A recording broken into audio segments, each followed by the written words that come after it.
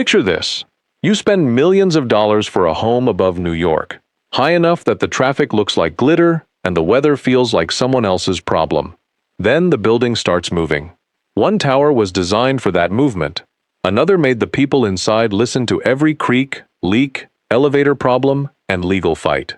And a third began leaning before it could even become a home. That is the strange part of New York's billionaire towers.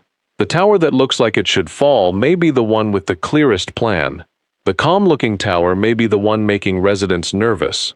And the unfinished tower may be the one where the real disaster is happening between the concrete, the money, and the people trying to decide who pays. So which one is safe? Which one is risky? Which one is sinking? Stay with me, because the answer is almost the opposite of what the skyline suggests. Every tall tower moves a little. Wind pushes it. The higher and thinner it gets, the more that movement becomes part of the deal. That sounds technical. It becomes very simple when you are standing in an elevator that suddenly does not feel trustworthy, or lying in bed while the walls make a sound you have never heard before. The question is not just whether a tower moves. The question is where that movement ends up. Does it stay inside the design? Does it reach the people living there? Does it reach the pipes, the facade, the repair bills, the court papers, and eventually the foundation? The first tower looks like the obvious nightmare. It is not. Start with the cleanest case in the skyline. 111 West 57th Street rises over Billionaire's Row beside the old Steinway building. From the street, it looks less like a normal skyscraper than a blade placed upright between the avenues. Guinness World Records lists it as the world's most slender building. Its proportions are recorded at 1:24. You do not need to be an engineer to understand what that means. Look up at it, and your eyes immediately start asking the same question. How is that thing still standing? A building shaped like that cannot sit there like a stone column. The wind gets hold of it. The tower has to give a little, then settle back down. Near the top, there is a huge weight designed to move against the wind. Think of someone catching a swinging lamp before it hits the wall. That is the simple version of what the system is doing. The tower is allowed to move. The movement has a job. That is the first rule. A super tall building does not have to feel frozen to work. It can flex, absorb the push, and keep that movement from becoming the main character in someone's apartment. From the sidewalk, though, the building still looks wrong. Too thin, too exposed. Almost temporary. That shape is terrifying. Fair enough. But a terrifying shape is still only a shape. It tells you there was a serious problem to solve. It does not, by itself, tell you the building failed. At 111 West 57th Street, the solution is part of the design story. Extreme slenderness, wind control, and luxury are supposed to operate as one system. The tower that looks impossible may be the safest-looking answer to the problem. But that answer comes with a condition. Movement has to stay controlled. Water has to stay where it belongs. Elevators have to remain dependable. Facade elements have to keep doing their job. And the people paying millions for silence have to believe the building is giving them silence. Keep that word in mind. Movement.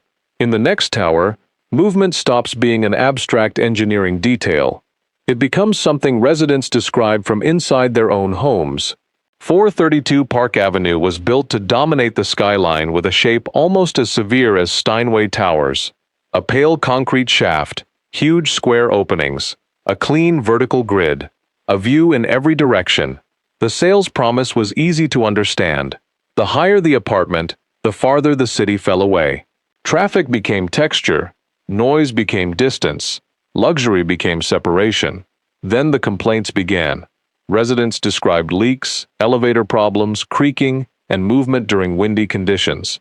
Reports also described hundreds of cracks in the exterior concrete facade. Imagine paying for a home above the clouds, then learning the building has its own language, a knock inside the wall, a shudder under your feet, water showing up where the room was supposed to stay perfectly dry. In a normal apartment, a strange sound is annoying. In a billionaire tower, the same sound can make you wonder what you actually bought. Was it temporary? Was it maintenance? Was it the wind? And if someone kept saying it was nothing, who would be left holding the bill if it became something? The real warning does not begin outside. It begins inside the apartments. An elevator that stops behaving predictably changes the way a resident experiences height. A leak changes a luxury room into a maintenance zone.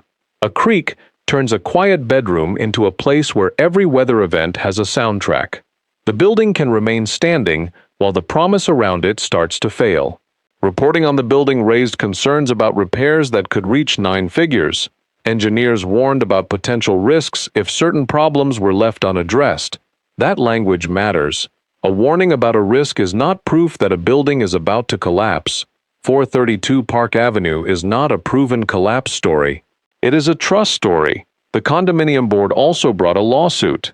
The suit alleged roughly 1,500 defects in common areas and sought $125 million, along with additional damages. Those are allegations made in litigation. The developers disputed or denied various claims. The legal fight became part of the building's physical reality. A crack on a facade is visible. A repair estimate is measurable. Responsibility is harder to see. Who pays? Which defect belongs to which contractor? Which problem came from design, construction, weather, maintenance, or a combination of all four? And what does a buyer do when the apartment still looks perfect in a brochure while the building's shared spaces are being described in court as a catalog of defects? That is how billionaire luxury turns into body horror. No monster has to enter the room. The room itself starts looking like evidence. You can explain the wind with a diagram. You cannot explain away the feeling of being trapped in your own expensive home. That is where the story stops being about a strange building and starts being about ordinary human nerves. There is another uncomfortable detail in the story. A tower can be famous for moving, yet the most alarming evidence may be a crack that stays perfectly still. The facade does not need to fall for people to lose confidence in it.